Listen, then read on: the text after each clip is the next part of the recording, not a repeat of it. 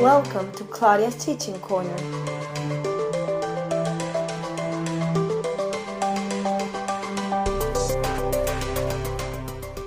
How to teach your child to read two vowels together in a word. Hi, today we're going to talk about what to do when you have two vowels together and when you have twin vowels. Usually what we do is that when we have two vowels together, we sound out the first vowel as a long vowel sound and the second vowel is going to stay silent. How do we do this? Here we have some cases. OA.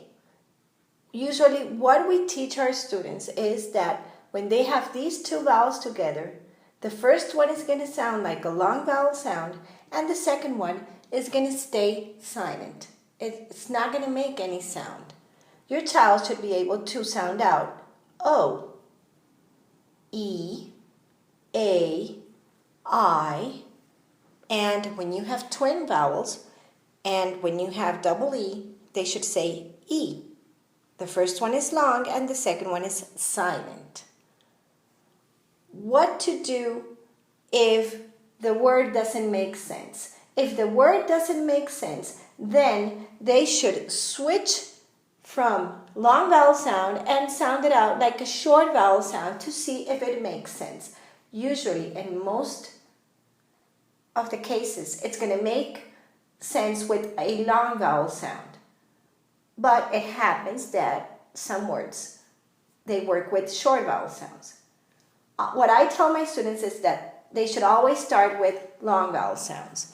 What to do when they have the double O? The double O has two sounds.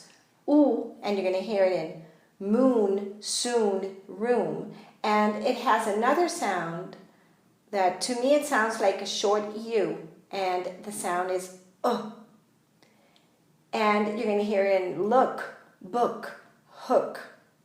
You're going to teach your students those two sounds for double O.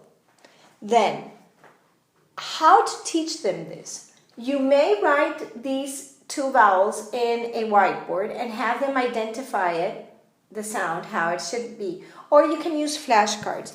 I like to use flashcards, and what I do is that I teach them the two vowels together and I ask them to sound it out. They should be able to say O, E, A, I.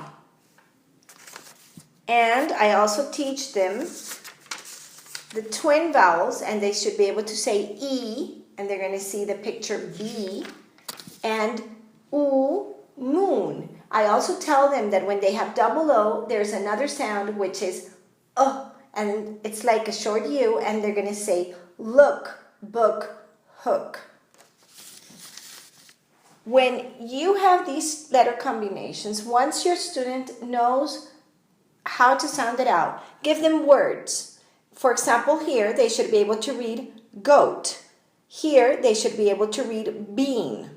What happens when they come with this word? With this word, the first thing that they're going to say is heed.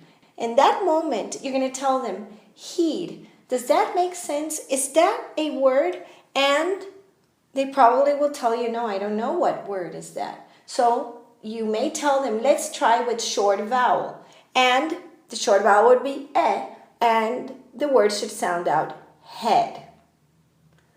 It's not going to happen very often, but you're going to come across with these words. When it happens, have them realize and understand that it's not working with long vowel and to try with short vowel.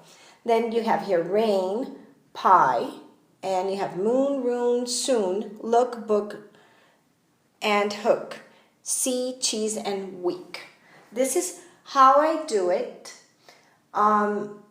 In my second part, I'm going to teach you how other combinations of letters sound, because we have many other letters that when you put them together they make a different sound, and maybe you already have seen them and how to work with these words and how to sound out these letter combinations.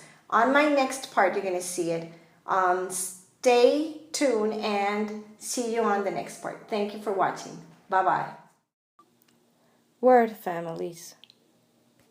Hi, I am back. This is our second part, and we're going to talk about word families. A word family is a cluster of letters that forms a word part or spelling pattern. These word families are also called clusters, chunks, or rhymes. They are also called phonograms. Now, how to start this? Here we have A, Y. When you have these two letters together, the sound that they make is long A. And you're going to find them in words like play, may, stay. AW and ALL, the sound that they make are like a short O, ah, for octopus. And when you read the word, you're going to read saw and call. You're not going to sound out a short A here, and you're not going to read it saw or cow. You're not going to do that. The sound that they make is like a short O, ah, saw, law, or when you have call, call. O-U. O-U sounds as if someone comes and pinches you, ow, and it hurts you. You're going to find it in out. O-W and O-W-N, they have two sounds. O, ow, own, and own. Because in the second one you have the N at the end.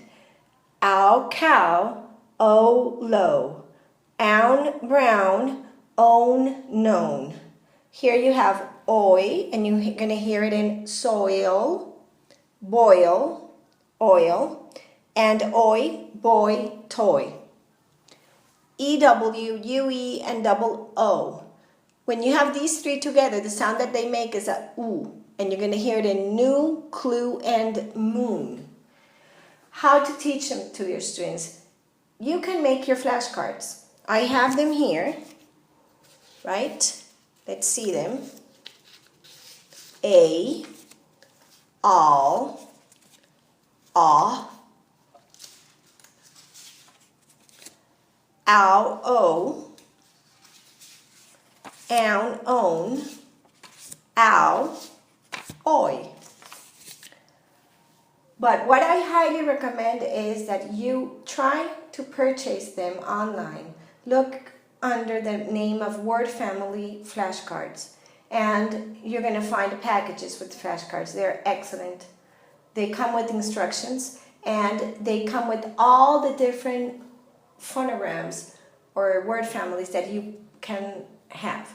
And they're great because little by little you can start studying them and learning them with your students. And if you do it with flashcards, maybe you're going to miss a cluster. Here with the packages, you have all the clusters that they give you. There are like 38 clusters. Well, this is all for today. See you on my next video. And remember to subscribe to my channel.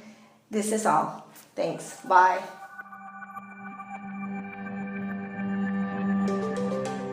Claudia's Teaching Corner.